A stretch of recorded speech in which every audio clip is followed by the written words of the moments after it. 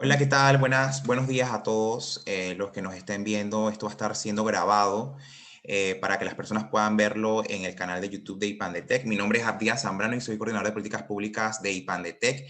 Y tengo el agrado de que hoy estamos junto a Fundación Iguales, con los cuales hemos desarrollado un proyecto llamado Conoce tus derechos, derechos de una democracia durante la pandemia. Y hemos tenido algunos productos que están circulando en las redes sociales y a través de nuestras páginas web como una guía de protesta con enfoque digital y una protesta digital. Y de igual forma está circulando en las redes sociales unos videos que ejemplifican situaciones que se pueden dar en el día a día protestando. Quiero darle la bienvenida primero a Iván, mi amigo Iván Chanis de Fundación Iguales, el presidente y director de la fundación, quien les va a estar hablando un poquito acerca de derechos humanos para pasar después con el siguiente invitado. Bienvenido, Iván. Gracias, Abdías. Buenos días a todos. Gracias a IPANDETEC por continuar este maravilloso proyecto súper importante en el contexto nacional, súper importante para los derechos de todas las personas. Y otra buena experiencia de colaboración que durante años hemos mantenido con IPANDETEC y bueno, con Fundación Iguales. También gracias a Mauro, que nos va a estar dando una capacitación también en nombre de Generación Igual, que es la rama juvenil de Fundación Iguales, así que también súper contentos. Yo les voy a compartir pantalla para presentarles unas ideas que espero sean de su interés. ¿Me confirma alguien si están viendo la presentación? Sí. Genial. Bueno, como saben, mi nombre es Iván Chanis Barahona, soy presidente de Fundación Iguales y estoy muy orgulloso de esta colaboración, de este proyecto. La idea inicial es darles una introducción breve sobre qué son los derechos humanos y luego contextualizar un poco a la protesta digital, a la protesta queer en Panamá. Iniciar con contarles sobre los objetivos de misión de Fundación Iguales. Como pueden leer, pues somos una organización dedicada a la promoción, observancia y respeto de los derechos humanos. Si bien estamos establecidos en Panamá, trabajamos de manera en alianzas a nivel regional y sobre todo en la región centroamericana. Tenemos como principal misión eliminar la discriminación por diversidad sexual, es decir, trabajamos específicamente por los derechos de personas LGBTIQ+, pero también de manera transversal con muchos otros grupos humanos, porque entendemos que el avance de los derechos de personas LGBTI no se va a consolidar si otros grupos humanos históricamente discriminados no avanzan junto a nosotros. Por eso trabajamos de manera transversal derechos de mujeres, juventud, personas mayores, personas con discapacidad, personas afrodescendientes, entre otros. Para contextualizar la actividad de hoy, pues celebramos el mes del orgullo, el llamado orgullo o Pride, y este es un ejemplo de cuando Fundación Iguales participó del Pride en 2018 y cómo el proceso de manifestarnos como personas LGBTI es parte de la reivindicación de derechos, es parte de la constante lucha que diferentes grupos humanos tenemos que seguir dando o seguir construyendo para el reconocimiento de los derechos humanos de todas las personas. Ok, entramos un poco en materia, vamos a hablar específicamente de qué son los derechos humanos. Y ahí pueden leer una definición bastante sencilla, bastante clara, bastante académica, y la voy a leer para luego contextualizarlo. Los derechos humanos son derechos que tenemos todas las personas por el mero hecho de existir.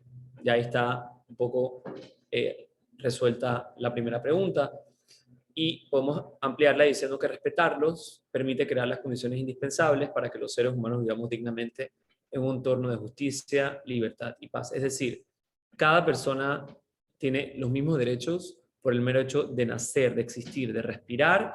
Tienes un reconocimiento a tu dignidad humana y por ende a todos tus derechos humanos, así como cualquier otra persona. Y esto se explica aún mejor empezando a entrar un poquito más en detalle sobre los derechos humanos y qué mejor manera que a través de sus características.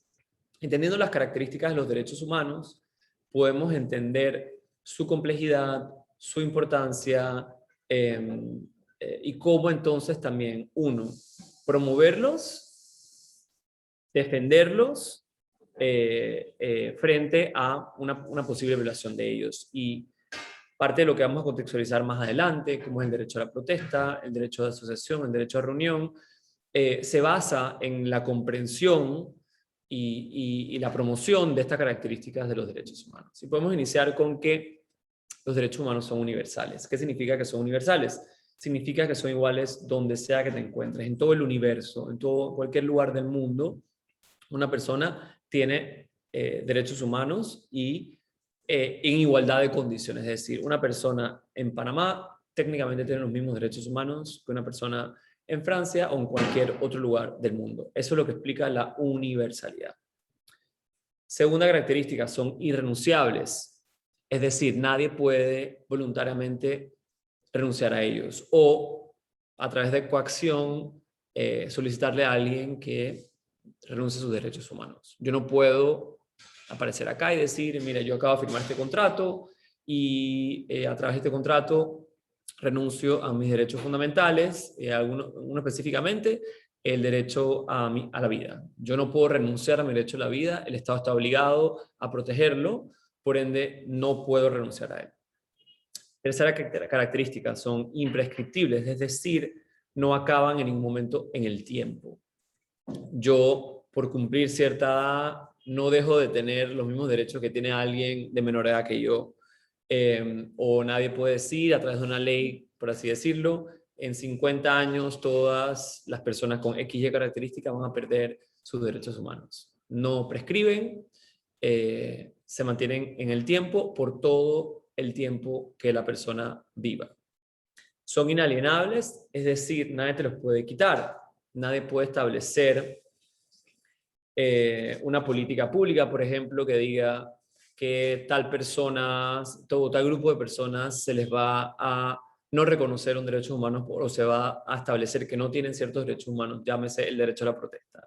No se puede decir a todos los menores de 20 años se les prohíbe el derecho a la protesta, o sea, se les quita el derecho. Eso no puede existir y es contrario a los principios de derechos humanos. Por último, los derechos humanos son indivisibles, y esta es la parte súper interesante desde el punto de vista conceptual y me atrevo a decir desde la academia, porque la indivisibilidad de los derechos humanos nos habla de que como los derechos humanos están interconectados y son indivisibles, ninguno es más importante que el otro. Entonces, ¿qué pasa cuando hay un conflicto de dos derechos?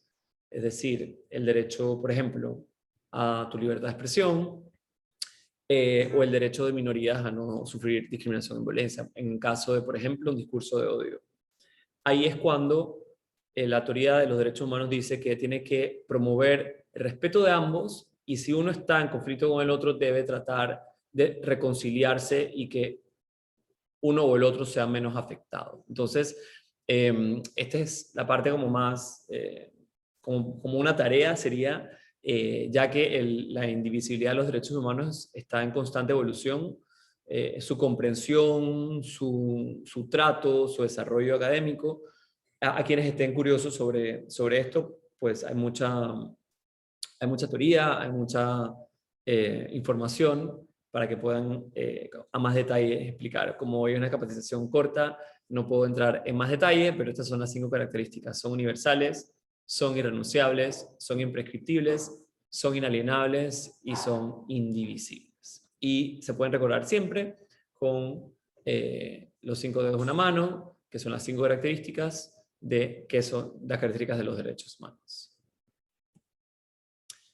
Bueno, ahora entrando un poco más en materia, quise introducir con esta foto que la tomé como parte de la vigilia que hicimos en las protestas con motivo de la reforma a la Constitución. Aquí pueden observar un plural grupo de personas, la mayoría jóvenes, con banderas de Panamá, está la bandera del arco iris, hay velas, están todos de manera pacífica, están sentados en el piso para evitar que la policía busca una excusa de que una movilización es sospechosa de algún elemento para la represión, como lo había hecho en los días anteriores. Entonces, eso como intro a lo que viene me parece muy interesante. Y bueno, justamente aquí pueden observar otra foto de días anteriores y cómo un proceso de reformas electorales, de reformas a la Constitución, perdón, sumamente inconsulto y muchas veces contrario a principios de derechos humanos, movilizó a un grupo significativo de personas, especialmente jóvenes, a sostenidamente ejercer su derecho a la protesta. En este contexto, también en parte de las reformas constitucionales se buscaba, entre otras cosas, totales contrarias al derecho internacional, el derecho a los derechos humanos, prohibir de manera constitucional el derecho al matrimonio civil de parejas del mismo sexo. Esto movilizó a grupos LGBT, quienes organizamos una protesta, pero a la cual se nos acuerpó todo ese grupo de personas que estuvo protestando días anteriores, especialmente jóvenes, pero muchos otros grupos humanos. Y la parte como más significativa fue cuando, una de las partes significativas fue como un diputado de la República dijo, ellos son gays y no pueden entrar. Eso creo que fue una fotografía muy clara, en vivo, en directo y a todo color, del nivel de discriminación que las personas LGBTI sufrimos en Panamá, y más aún la falta de comprensión de esas garantías fundamentales o llamados derechos humanos de primera generación, hasta de segunda, tercera y cuarta generación, en que el derecho a la participación política, el derecho a la asociación, el derecho a la protesta, a tu libertad de expresión y opinión, entre otros muchos derechos humanos que se interconectan en una actividad como la que pueden ver en esta foto, es problemático porque si los mismos regentes, por así decirlo, de la cosa pública no entienden cuáles son esos derechos, hay un gran reto como sociedad civil y como sociedad en general de promover el respeto a los derechos humanos. Y aquí, bueno, está mucho más desarrollado el mismo proceso de reformas constitucionales de octubre de 2019, como decía, incluía una prohibición al matrimonio civil de parejas del mismo sexo, y esto se aprobó en primer debate. Esa es la parte bastante profunda y triste del cuento, pues, que sí pasó un primer debate. Pero bueno, como dije, este malestar agrupó a muchas personas, y nosotros desde Fundación Iguales y así otras personas dentro de la comunidad LGBTIQ+, y activistas de derechos humanos, lo vemos como nuestro mini Stonewall. Y creo que es muy significativo en el contexto del orgullo, en el contexto de Pride, que inicia 52 años atrás, o la versión moderna de lo que es el orgullo con Stonewall, con los riots, con las protestas en Nueva York, en donde las personas LGBT se cansaron de la violencia policial, se cansaron de ser tratados de una manera violenta como ciudadanos de segunda categoría o tercera categoría, inician el movimiento moderno de reclamo de los derechos humanos. Entonces, esta unión de el derecho a manifestarte, el derecho a la protesta, el derecho a minorías discriminadas o históricamente discriminadas a manifestarse, toma mayor relevancia en el contexto de junio y en el contexto del orgullo, y por eso estamos, sobre todo también hoy, dándole especial atención, obviamente desde nuestra voluntad de promover derechos humanos, de promover también derechos digitales y otros conexos con los derechos específicamente de la población LGBTIQ+. Para terminar o para ampliar la situación reciente de cómo se ha reprimido en Panamá la protesta, es lastimoso, pero es obligado hablar de qué ocurrió durante los meses más álgidos de la cuarentena o del COVID-19. Y aquí el gobierno de Panamá aplicó la muy polémica cuarentena a través de una medida binaria, de considerar el mundo de una manera extremadamente simplista y retrógrada, donde estableció que ciertos días pueden salir los hombres y ciertos días pueden salir las mujeres. Esto, si bien afectó a muchísimas personas, eh, afectó específicamente de manera muy profunda a la comunidad trans y no binaria de Panamá. Porque al no existir en Panamá el pleno reconocimiento del derecho a la identidad, muchas personas trans no, o la gran mayoría no tiene dentro de sus documentos de identidad personal el correcto, o la correcta nomenclatura de su género o sexo. Esto entonces logra una gran confusión entre la comunidad trans y no binaria porque no sabían qué día salir, y esto provocó que muchos de ellos fueran reprimidos por la policía, fueran detenidos injustamente, les fueran aplicadas multas ilegales, que conllevó a que muchos de ellos ellas no pudieran acceder a cosas tan básicas como el derecho a la alimentación o el derecho a medicinas. Entonces, por eso es muy importante entender la complejidad de la situación actual y cómo también ese cúmulo de miedo, de represión, afectó directamente a que muchas de nosotros pudiéramos ir a la calle a decir, basta, esto no es aceptable. Al menos tuvimos un espacio de expresión que fue los medios digitales, que más adelante se van a mejor explicar con lo que va a explicar Abdías. Así que yo termino con esta conceptualización general de qué son derechos humanos y de qué pasó en estos últimos meses específicamente con el derecho a la protesta y con derechos de personas LGTBIQ+. Muchas gracias. Hola, gracias Iván por explicarnos un poquito más acerca de los derechos humanos y sobre todo acerca de la protesta y cómo ha ido evolucionando aquí en Panamá. Quiero darle entonces paso, si no hay preguntas, quiero darle paso entonces a Mauro, que él va a estar hablándonos va a mostrarnos un taller de lenguaje inclusivo. No sé, ¿estás ahí, Mauro, verdad? Sí. Bienvenido. Sí, adiós. Gracias. Déjame presentar pantalla nada más. Un segundo. Acá.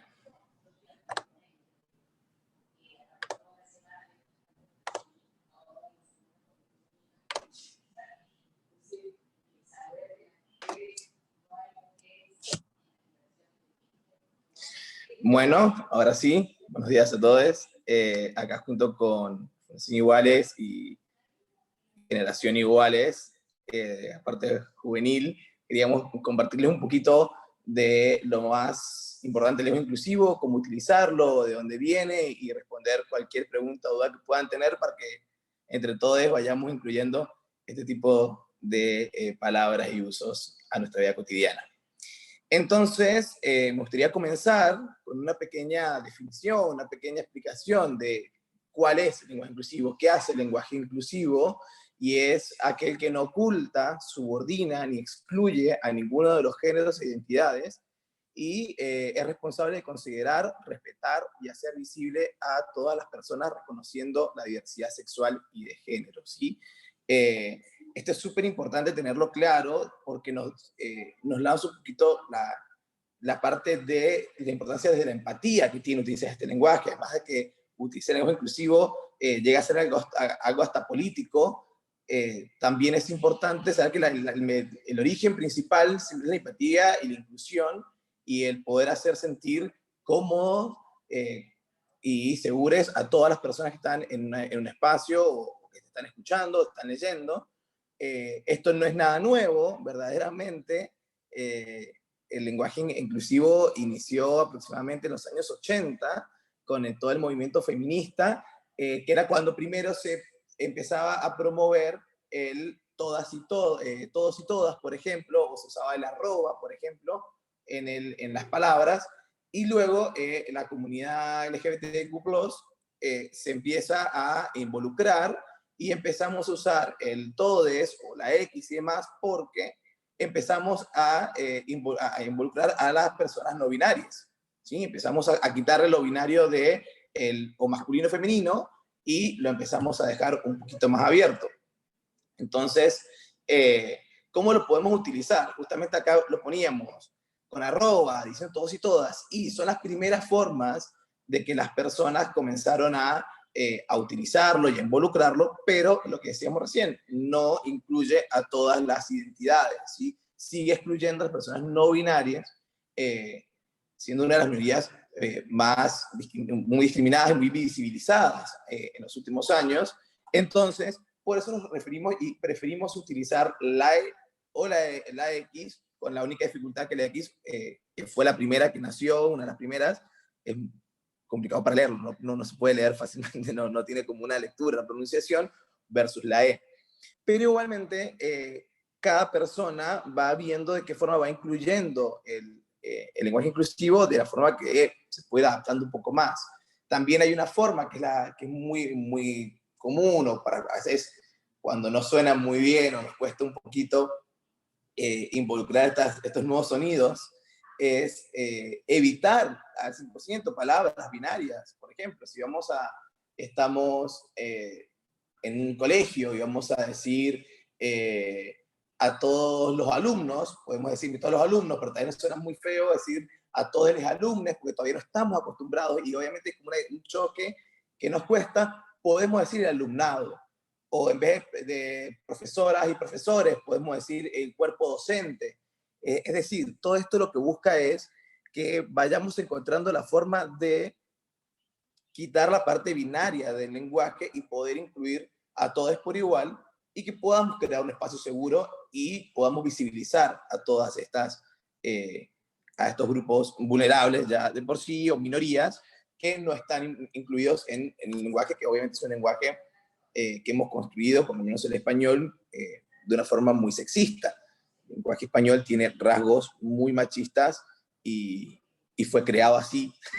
Entonces tenemos como responsables y como hispanohablantes generar un cambio y crear un cambio. ¿Sí? Acá decimos por qué es importante, por eso mismo, o sea, es súper importante desde la empatía y decir por qué no usarlo.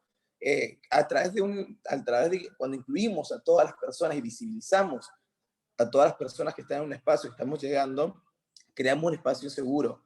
Las personas trans o no binarias que están en proceso de descubrir su identidad o que se declaran 100% como no binarias, no tienen como un proverbio que pueda adelantarse. Siempre estamos como él o la. No tenemos un intermedio creado históricamente en el lenguaje, y al no tener una forma de llamarse, no lo incluimos en nuestro lenguaje, se invisibiliza y genera mayor tipo de problemas de esta persona, de discriminación y hasta de sí mismo decir, si no me nombran, no existo, no estoy, ¿qué pasó? No me está llegando, o sea, yo no soy parte de este tipo en este mensaje,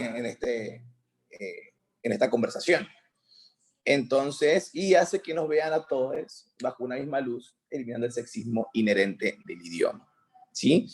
Es preguntarnos igualmente, como decimos recién, preguntarnos por qué no, si tenemos la posibilidad de generar un cambio y tener la posibilidad de incluir y agregar a más personas de una forma tan sencilla como es modificando la forma que hablamos, que lo hacemos todo el tiempo. Al final, todo el tiempo cambiamos la forma de hablar, no hablamos igual desde hace 10 años ahora, desde hace 5 ahora. ¿Por qué no poder hacerlo y poder sumar cada vez más la diversidad en nuestro día a día? Y obviamente queríamos incluir un poquito y conversar de por qué el lenguaje inclusivo genera tanta polémica, tanto rechazo y hay tantas discusiones, ¿no? Porque hablamos del lenguaje inclusivo y de forma constante recibimos ataques o la gente en redes sociales, la gente ve un todes y a veces se incomoda mucho y hasta genera un poco de violencia y todo. O sea, recordemos que primero la base, y esto creo que pasa en todos temas de discriminación y en cualquier movimiento que se está haciendo de lucha por la inclusión de alguna minoría. Si hay algo que no entiendo y me incomoda, lo rechazo automáticamente por una cuestión de que no lo entendí y ya está. O me incomodó o es algo contrario a lo que he aprendido, entonces genera un rechazo, pero prácticamente instantáneo. Y podemos también hablar de que hay diferentes tipos dos tipos de rechazo, un poquito, por así decirlo, como para dividirlo, que tenemos como las personas que pueden rechazarlo por un tema lingüístico, ¿sí? Tenemos estas personas que a nivel de gramática, a nivel de leyes de ortografía y de todo esto, les genera rechazo por este cambio que se está generando, son un poquito más conservadores del lenguaje, que siempre tiene un sesgo de género, pero también tenemos a la parte que es el rechazo, que no es un verdadero rechazo a la parte lingüística, porque no les importa mucho el lenguaje, sino que es del rechazo a la diversidad y a y una discriminación muy grande a la comunidad LGBTIQ+. ¿Sí?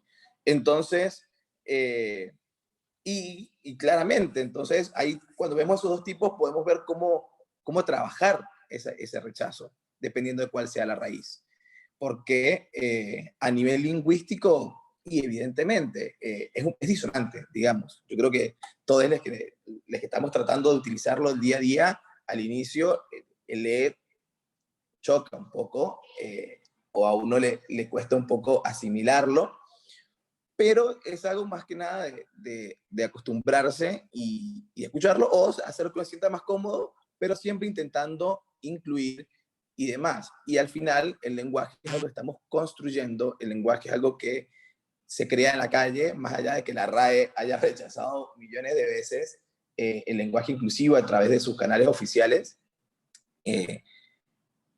Hay un sesgo muy grande de discriminación desde la RAE, desde su estructura, desde cómo su creación, desde las personas involucradas en esa institución, porque verdaderamente el lenguaje ha cambiado, sigue cambiando al día a día, siempre incluimos nuevas palabras, incluimos nuevos modismos, de nosotros hablamos español, pero hace cuántos años que no hablamos con el vosotros, que no hablamos como Serrat Saavedra o demás, o sea, cuántos autores y poetas no han cambiado formas de escritura y han hecho algo hermoso, porque al final el lenguaje lo creamos en la calle, el lenguaje se crea en el día a día, en las personas, y al final las instituciones lo que hacen es poder estructurarlo un poco más, un poco menos.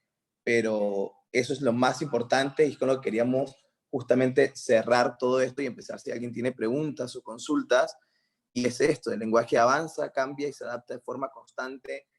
Y nosotros tenemos la tarea, todos, de buscar la forma de que ese cambio sea diverso, que ese cambio sea mucho más, que no sea excluyente de ninguna minoría o de ningún grupo social, de ningún sector, que se incluya cada vez más y que el hablar no sea, que algo sea tan sencillo como puede ser dar un discurso, no termine en una discriminación inconsciente que estamos haciendo o una invisibilización a alguna minoría que no está llegando, ¿sí? Entonces, no sé si tenía alguna pregunta, alguna consulta sobre esto, puede ser un tema que genere algunas dudas.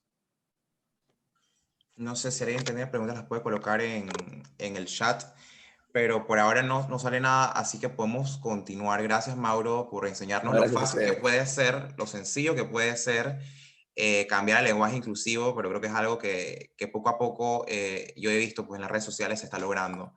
Sí, y me permite decir, simplemente esa conclusión me parece brillante. Es tan sencillo, ¿no? Todo evoluciona, sí. Muchas cosas evolucionan, ¿por qué entonces el lenguaje no?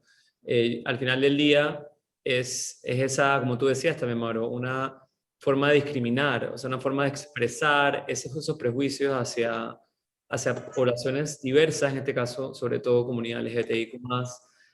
Así que te agradezco, la verdad ha sido súper... si bien, no sé si a ti te sientes igual, si bien estamos muy familiarizados, siempre es bueno como revisar conceptos, como ver de dónde salen, cómo se usan o cómo podemos ser proactivos con el lenguaje inclusivo. Así que yo, la verdad, he aprendido muchísimo, así que muchas gracias.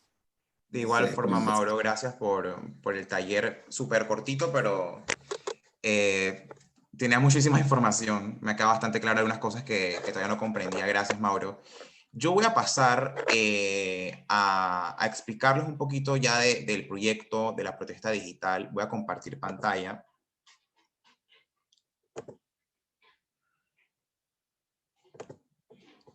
Ok. Ahí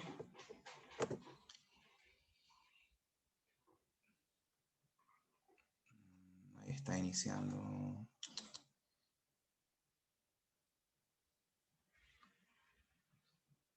Ok, ahora sí.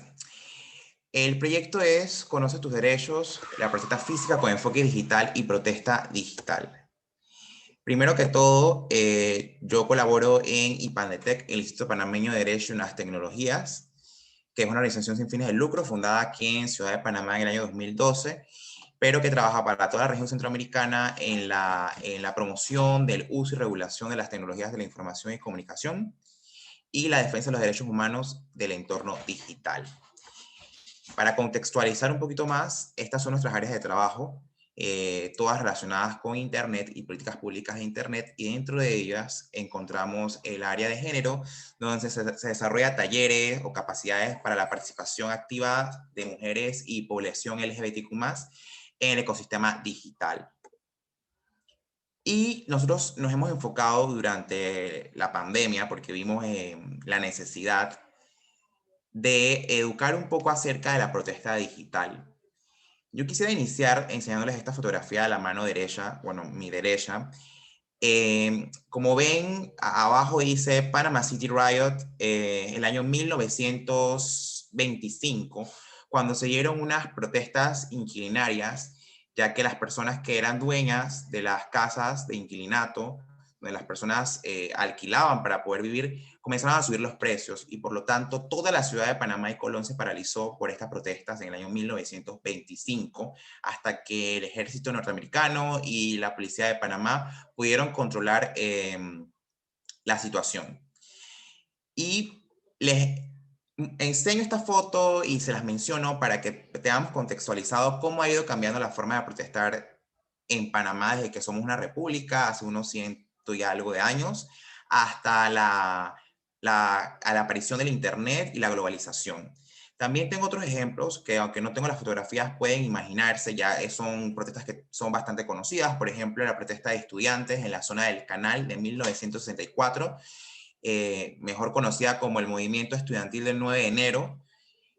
De igual forma, más reciente, están las protestas en Changuinola en el año 2010. No sé si recordarán, muchísimas personas murieron y hasta el día de hoy hay muchas personas esperando reparaciones por parte del Estado. Creo que hay una demanda ante el Sistema Interamericano de Derechos Humanos y distintos procesos andan caminando por las distintas violaciones que se hicieron durante esa administración en contra de los manifestantes que se manifestaban en contra, creo que era de un proyecto hidroeléctrico en la zona de Chiriquí y Changuinola.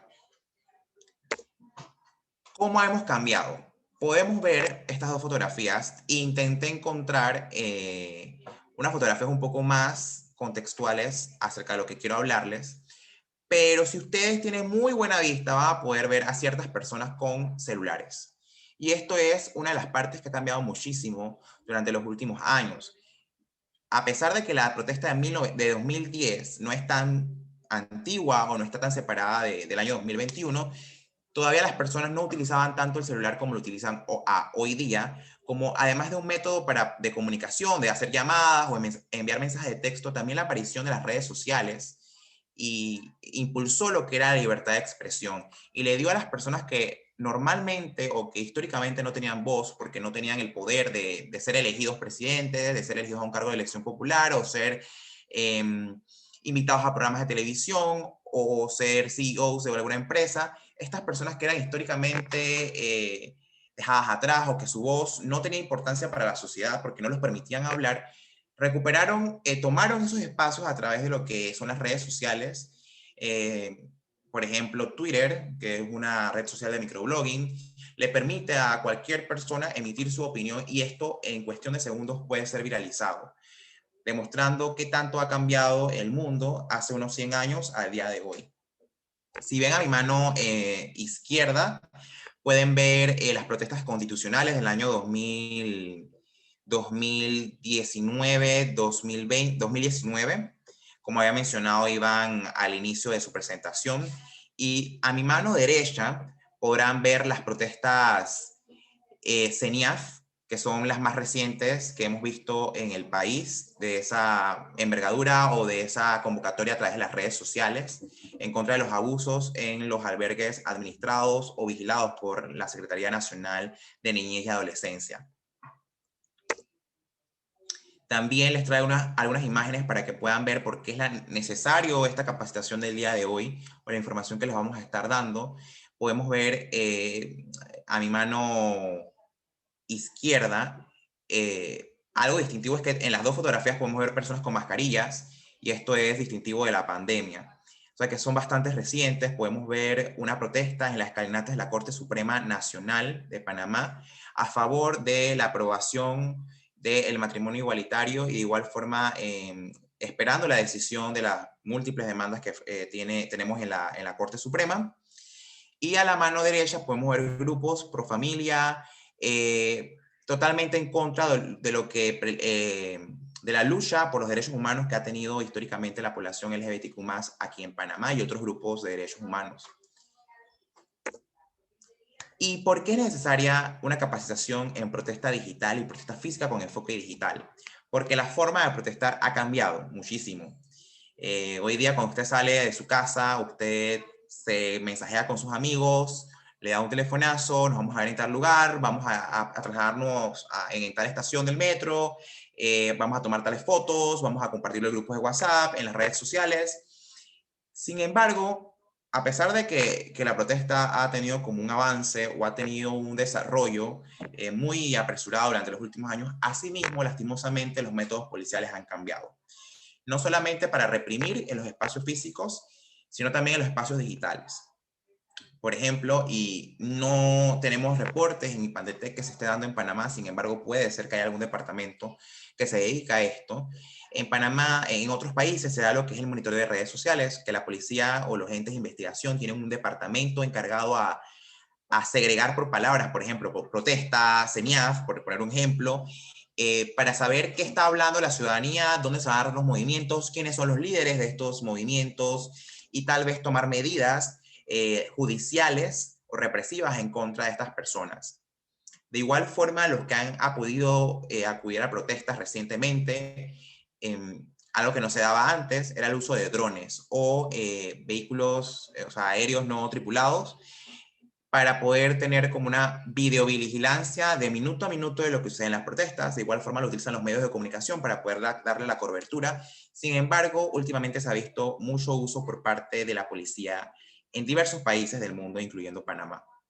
De igual forma, el punto 3, la filtración de redes Wi-Fi públicas. A veces estamos protestando y no tenemos datos, o el área está tan saturada en nuestra línea telefónica, nuestra compañía no puede soportar ese cruce de datos móviles. Por lo tanto, podemos cometer el error de conectarnos a una red Wi-Fi pública. Sin embargo, no es aconsejable, porque puede ser que esta red Wi-Fi pública sea de la policía y esté colocada para poder leer los datos que se van a cruzar por esas redes Wi-Fi. Por lo tanto, no es recomendable utilizar redes Wi-Fi públicas al momento de protestar. De igual forma está la sustracción de dispositivos electrónicos. Puede darse varias situaciones. Puede darse que la policía, en el momento de una detención, sustraiga ilegalmente, porque esto no forma parte de un procedimiento policial. Puede ser que la policía, algún agente, sustraiga un dispositivo electrónico para poder revisarlo, para poder ver fotografías, grupos de WhatsApp, y ya tenga acceso a distintas redes de protesta. De igual forma puede darse que en la protesta se nos caiga el celular y quede en manos de una persona que no es amigo nuestro, no es una persona que sea la dueña del celular. O puede darse también de que podamos ser objeto de un robo durante la protesta.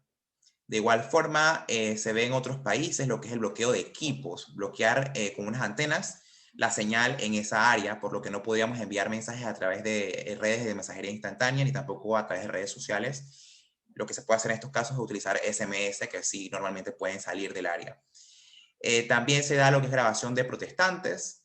Esto es totalmente contrario al reglamento interno, el manual de procedimiento policial. Les prohíbe grabar a los manifestantes. Sin embargo, hay un gris, algo no legislado, es el uso de drones. No se mantiene ninguna ley, ningún reglamento, y si se mantiene algún documento interno de la policía, eso no es de conocimiento de la ciudadanía en general. Entonces hay este problema de que los manifestantes son grabados para después ser judicializados, llevarlos a casas de paz, implantar evidencia, entre otras situaciones que se pueden dar. Y por último, se está utilizando muchísimo reconocimiento facial. Yo quiero que en este punto las personas que nos estén viendo ahora o nos estén viendo en la grabación, que tengan conciencia de la gravedad de la situación que se está dando en Panamá, y esto no es solamente Panamá, es una ola mundial. En Centroamérica y Paneteca ha estado investigando el uso masivo de sistemas de videovigilancia con reconocimiento facial. ¿Esto qué quiere decir? En un sistema de derecho, un sistema democrático fuerte, de todas formas, como los Estados Unidos, el uso de reconocimiento facial se ha demostrado que es negativo. Por ejemplo, la ciudad de Londres, la ciudad de Hong Kong, las ciudades de China continental, son las más videovigiladas del mundo. Sin embargo, la videovigilancia no es relativa con la seguridad. Siempre se ha vendido que la vigilancia, a mayor cámaras, mayor vigilancia, y esto, los índices de criminalidad lo demuestran, no solamente en otros países, también en Panamá. Por ejemplo, del año 2000, la administración 2014-2009, se implementó cámaras de vigilancia en la ciudad de Panamá. Sin embargo, esto ha ido aumentando en las distintas administraciones. Por ejemplo, China, que es un país que no es conocido por su respeto a los derechos humanos, ha hecho donaciones al Estado panameño para la instalación de cámaras de videovigilancia en toda la ciudad de Panamá y la ciudad de Colón. De igual forma, hemos recibido donaciones del gobierno de Estados Unidos y el gobierno de Canadá para estos sistemas de videovigilancia. Sin embargo, hasta el día de hoy no han sido regulados, y la ley de protección de datos personales, que está vigente en Panamá, tiene reglas claras para el manejo de datos biométricos, entre ellos nuestro rostro. Si en algún momento el gobierno de Panamá, no digo que esta administración, puede ser cualquier administración, y tal vez ni siquiera sea algo sistemático o una decisión de la administración, puede ser que algún agente que tenga acceso a estas cámaras pueda darle seguimiento a una persona por razones personales, o puede darle seguimiento por órdenes de la institución, para saber cómo se manifiesta, cómo se mueven los manifestantes, en qué lugares están. También hay placas de reconocimiento vehicular que dan lectura a las placas vehiculares acá en Panamá, y puede saber hacia dónde se movió un automóvil. Entonces, todas estas cuestiones son utilizadas a nivel global. No digo que todas son utilizadas aquí en Panamá. Sin embargo, hay que tener conciencia de que esto puede suceder en cualquier momento en nuestro país, y tenemos que estar preparados para defender nuestro derecho y saber cómo responder, porque esto no implica que no vamos a protestar, simplemente que nos vamos a cuidar más a la hora de protestar. Aquí tengo dos imágenes. La de arriba pueden ver las protestas que se hacía, creo que se había decretado que los subsidios no iban a incluir a personas menores de 25 años que vivieran con sus padres, si no me equivoco. Y gracias a la labor periodística, la labor de ciudadanos que estaban en el área y pudieron grabar los abusos policiales que se dieron en la cinta costera, el país pudo conocer la situación que se estaba dando. Y esta es la protesta que las personas que trabajamos en activismo digital, siempre es como una referencia a las protestas del año 2019 que se dieron en Hong Kong en contra del régimen de China continental, ya que Hong Kong tiene, creo que constitucionalmente tiene que regresar al manejo de China continental. Las personas de Hong Kong se manifestaron abiertamente en contra de esta decisión, y vamos a estar hablando acerca de qué métodos pudieron utilizar en Hong Kong y qué métodos pueden ser replicados en Panamá. Así es como nace este proyecto Conoce tus derechos, garantías de toda persona y su movilidad en democracia. ¿Cómo nace o por qué nace? Estábamos encerrados en una situación, un estado de emergencia, bueno, yo le llamaba inconstitucional, pero la Corte Suprema ha dicho que es totalmente constitucional, que lacera nuestro derecho al libre tránsito, porque seguimos en un toque de queda, y de igual forma laceraba nuestro derecho a la protesta. No podíamos protestar si no estábamos en nuestro horario. Y también, como mencionó Iván, este estado de emergencia instauró una discriminación sistemática a personas trans en comercios de la localidad, en retenes, en infinidad de lugares. Creo que fueron una de las poblaciones más, o la población más que recibió más violencia a sus derechos durante la pandemia. De igual forma, el objetivo de este proyecto era brindar información y herramientas de seguridad digital a miembros de la población LGBTQ+, y personas aliadas ante una posible violación de sus derechos humanos. ¿Qué consiste el proyecto? Consiste en la producción de una guía de protesta física con enfoque digital y protesta digital, que está publicado en nuestras redes sociales, en Facebook, Instagram, LinkedIn y en Twitter. De igual forma, esta guía de protesta produjo también un kit de protesta, que es como la versión más corta de cada uno de los productos, que pueden ser enviadas a través de las redes sociales, pueden ser enviadas a través de grupos de WhatsApp, siempre que vayamos a protestar, y eso lo voy a estar explicando más adelante cómo pueden utilizarlo. Y también, regresando acá atrás, también se produjo 4 videos informativos que demuestran de una forma bastante dinámica y didáctica qué situaciones se pueden dar a la hora de salir a protestar. Ok, como les mencionaba, la protesta física es lo mismo que la protesta digital, solamente que se traslada a espacios digitales.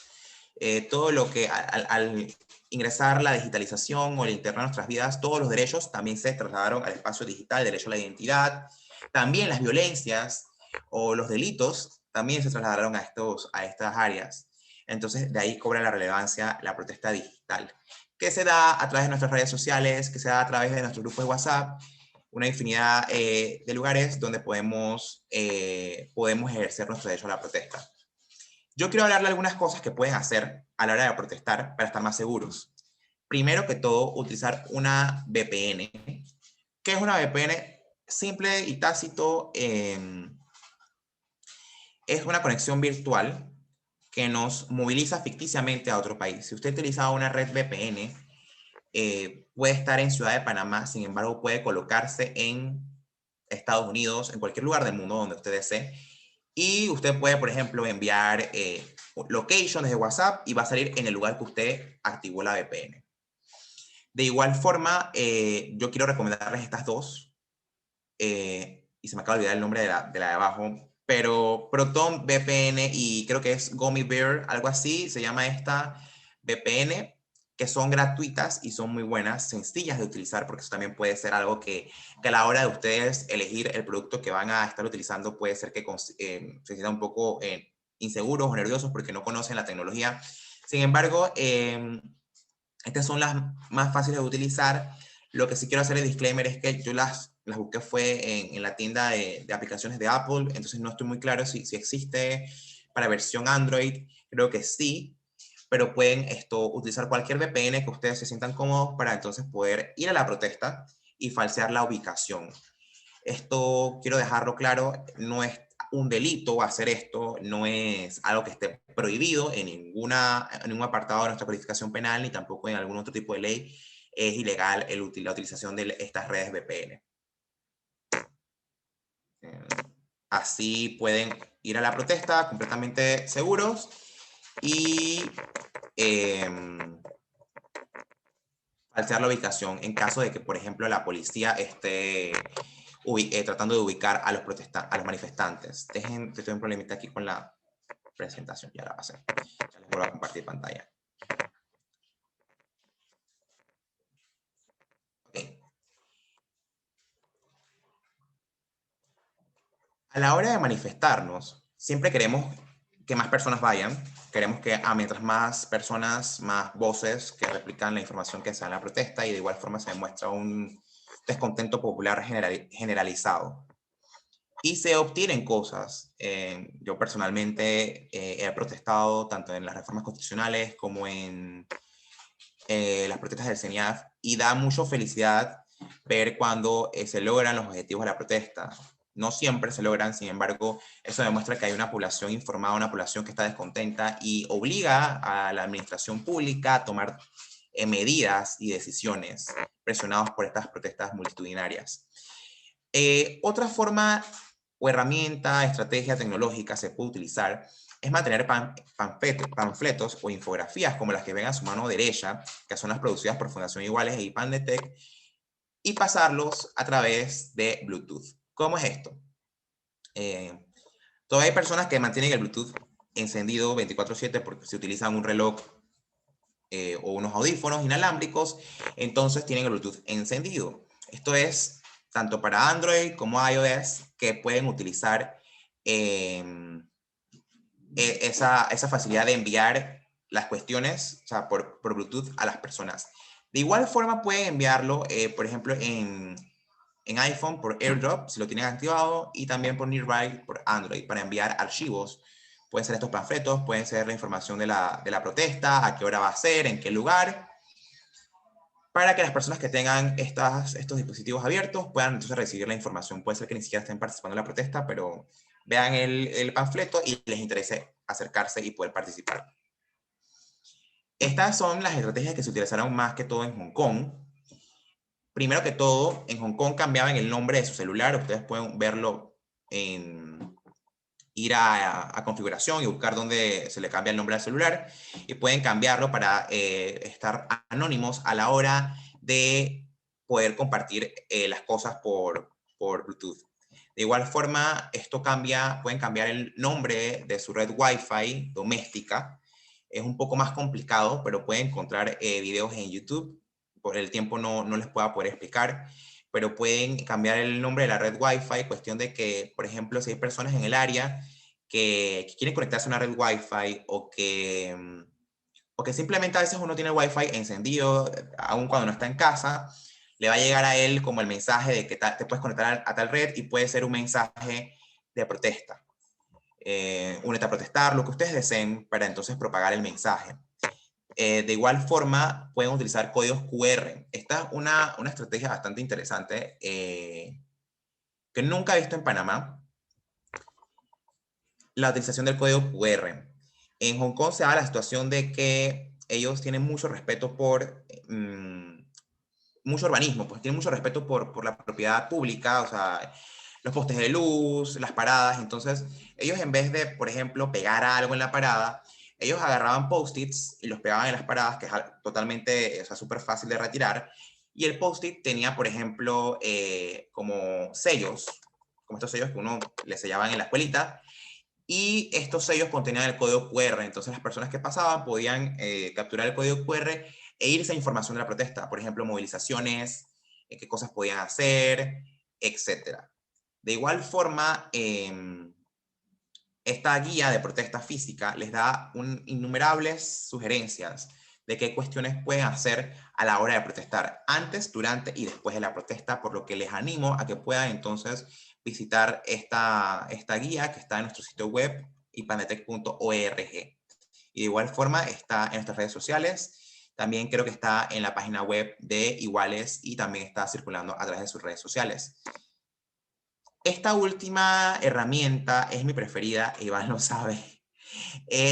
No pude encontrar la opción para Android.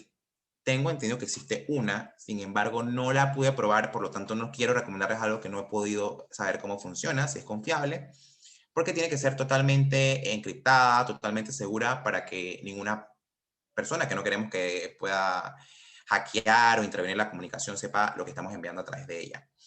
Durante las protestas de Black Lives Matter en el año 2008-2019, por brutalidad policial, con una transversalidad de racismo en los Estados Unidos, se dieron muchas detenciones. Al mismo tiempo están sucediendo algo bastante parecido creo que las protestas de cascos amarillos en Francia, y se popularizó esta herramienta. Es una aplicación, es un atajo o shortcut de iOS. Si tienen iPhone o algún dispositivo de Apple, pueden descargarlo. Y si yo digo las palabras, "Hey Siri, I am getting pulled over by the police", que casualmente se acaba de activar. I don't understand. No me entendió. Hey Siri, I am getting... Entonces, lo que hace este shortcut es que coloca mi celular en modo descanso, creo que se llama, para que no entren llamadas, no entren mensajes al celular. Comienza automáticamente a grabar lo que esté sucediendo, no solamente audio, sino que también video, y le envía a contactos predeterminados mi ubicación. ¿Para qué? Para que las personas sepan dónde yo estoy. Porque actualmente lo que se da es que en grupos de WhatsApp compartimos con nuestros amigos o personas que conocemos que van a protestar, compartimos nuestra ubicación por seguridad, porque se ha dado la ocasión de que son detenidos protestantes y llevados y se pierden durante horas, no sabemos su ubicación, no sabemos si están bien, dónde se encuentran, si están siendo procesados, si están en una subestación.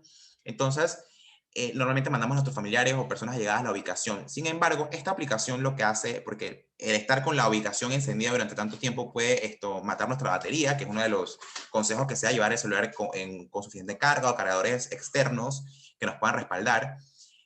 Se da que esto comienza a grabar la voz, comienza a grabar el video, envía la ubicación a un contacto predeterminado. Por ejemplo, yo digo, hey Siri, I'm getting pulled over by the police, y le llega a Iván o a la persona que yo tenga predeterminada, le llega mi ubicación y él puede darle seguimiento, él puede darme seguimiento durante todo el tiempo que esté activado este atajo. De igual forma, guarda todo lo que está grabando, se guarda en la nube, porque puede constituirse prueba si queremos después abrir un proceso en contra del oficial o la persona que nos detuvo si consideramos que no siguió los debidos procedimientos.